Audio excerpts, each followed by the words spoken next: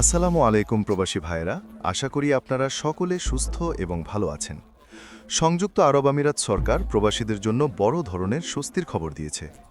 সম্প্রতি মধ্যপ্রাচ্যের অস্থিতিশীল পরিস্থিতির কারণে ফ্লাইট চলাচল ব্যাহত হওয়ায় যেসব প্রবাসী দেশের বাইরে আটকে পড়েছিলেন এবং যাদের রেসিডেন্সি ভিসার মেয়াদ শেষ হয়ে গেছে, তাদের পুনরায় প্রবেশের বিশেষ অনুমতি দেওয়া হয়েছে।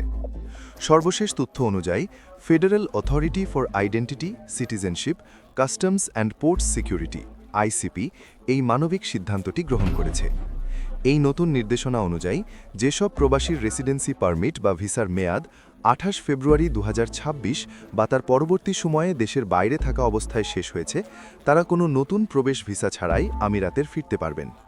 এই বিশেষ সুবিধাটি আগামী ৩১ মার্চ ২০২৬ পর্যন্ত কার্যকর থাকবে। একই সঙ্গে এই পরিস্থিতিতে প্রভাবিত প্রবাসীদের ওপর কোনো প্রকার আর্থিক জরিমানা আরোপ করা হবে না। তারা দেশে ফেরার পর কোনো জটিলতা ছাড়াই তাদের ভিসার আইনি বৈধতা পুনরায় নিশ্চিত করার সুযোগ পাবেন। এছাড়া যারা ভিজিট ভিসায় আমিরাতে এসে আটকা পড়েছেন এবং যাদের ভিসার মেয়াদ এই সময়ের মধ্যে শেষ হয়েছে, তাদের জন্য অতিরিক্ত ৩০ দিনের গ্রেস পিরিয়ড বা সময়সীমা বাড়ানো হয়েছে। তবে ভ্রমণকারীদের সুবিধার্থে নিজ নিজ এয়ারলাইনের সাথে যোগাযোগ করে বর্তমান নির্দেশিকা পুনরায় নিশ্চিত করে নেওয়ার পরামর্শ দেওয়া হয়েছে।